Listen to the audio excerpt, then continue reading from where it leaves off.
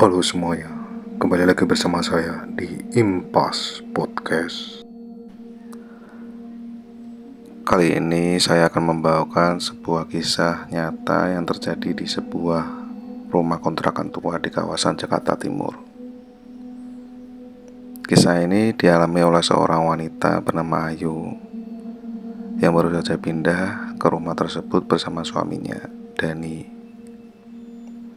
Awalnya semua biasa saja, tapi perlahan rumah itu memperlihatkan sisi gelapnya. Siapkan nyali kalian, karena cerita kali ini akan membuat kalian berpikir dua kali sebelum memutuskan tinggal di rumah tua. Ayu dan Dani adalah pasangan muda yang baru saja menikah. Setelah mencari rumah kontrakan cukup lama, akhirnya mereka menemukan rumah tua di Jalan Mawar, Jakarta Timur. Rumah itu sederhana, berlantai satu, dan berhalaman kecil di depannya. Letaknya cukup strategis dan harganya jauh lebih murah dibandingkan rumah-rumah lainnya di sekitaran sana. Pemilik rumah, seorang ibu tua bernama Bu Ratmi, menyambut mereka dengan ramah. Namun, Ayu sempat merasa aneh karena saat mereka menandatangani kontrak, Bu Ratmi sempat berkata, "Kalau malam, jangan lupa kunci semua jendela dan pintu. Jangan pernah buka pintu belakang setelah jam 10 malam ya." Ayu dan Dani hanya tertawa kecil dan mengangguk. Mereka mengira itu hanya nasihat biasa. Hari-hari pertama terasa biasa saja. Namun, minggu kedua setelah mereka pindah, Ayu mulai merasa hal-hal aneh. Saat Dani bekerja di malam hari dan Ayu sendirian di rumah, ia sering mendengarkan langkah kaki di lorong meski tidak ada siapa-siapa. Lampu kamar mandi sering berkedip sendiri. Bahkan suatu malam Ayu merasa seperti ada yang duduk di ujung tempat tidurnya. Puncaknya adalah saat ia sedang mencuci piring sekitar jam 11 malam. Dari jendela dapur yang menghadap ke halaman belakang, ia melihat sosok bayangan berdiri diam di bawah pohon mangga. Bayangan itu tinggi, kurus, dan tidak bergerak sedikit pun. Saat Ayu menatapnya lebih lama, sosok itu perlahan menghilang seperti larut ke dalam kegelapan. Dani yang semula tidak percaya mulai mengalami kejadian aneh juga.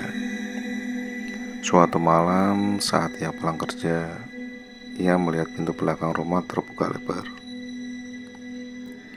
Padahal Ayu mengaku sudah menguncinya. Dani masuk dan menutup pintu itu. Malamnya, Dani bermimpi buruk. Ia melihat seorang wanita tua berambut panjang duduk di dapur.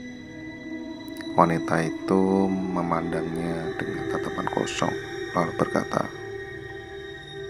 "Jangan ganggu tempatku." Akhirnya Dani terbangun dengan keringat dingin ketika melihat jam, ternyata sudah menunjukkan pukul 3 dini hari. Kejadian-kejadian aneh mulai sering terjadi. Bau anyir seperti darah tercium setiap malam. Suara ketukan dari loteng terdengar hampir setiap pukul 2 pagi. Dani akhirnya memutuskan untuk naik ke loteng yang sebenarnya tidak pernah mereka periksa sejak pindah. Saat membuka pintu loteng, mereka menemukan sesuatu yang mengejutkan. Sebuah boneka kayu tua dibalut kain merah dan dililit benang hitam. Mereka langsung membuang boneka itu ke sungai. Tapi keputusan itu justru memperparah keadaan. Malam-malam berikutnya, suara tangis perempuan mulai terdengar dari arah dapur. Ayu sering merasa seperti ada yang memperhatikan saat mandi. Dani bahkan pernah melihat bayangan hitam melintas di ruang tamu saat ia sedang menonton TV. Akhirnya, Ayu dan Dani memutuskan memanggil seorang paranormal bernama Pak Joko. Setelah memeriksa rumah itu, Pak Joko berkata bahwa rumah itu dihuni oleh lebih dari satu makhluk. Tapi yang paling kuat adalah arwah seorang wanita tua yang dulunya tinggal di situ. Wanita itu meninggal secara tidak wajar.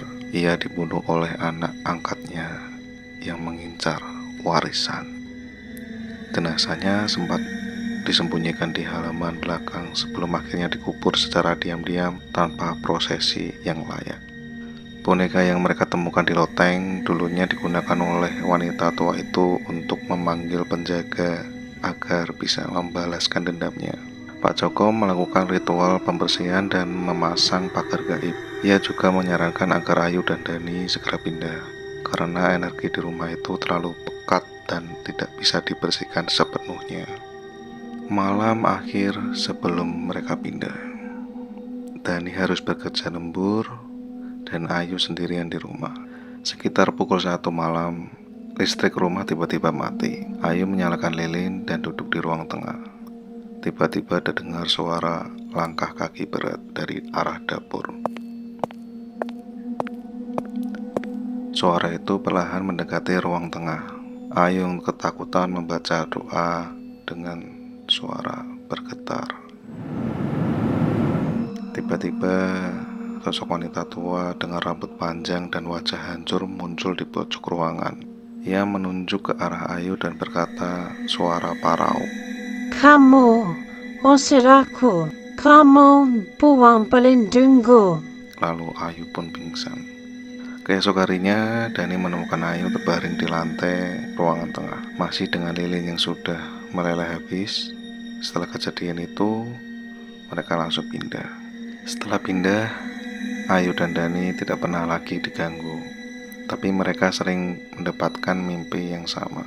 Wanita tua itu berdiri di halaman rumah belakang mereka, memandangi mereka dari jauh, diam tapi penuh kebencian.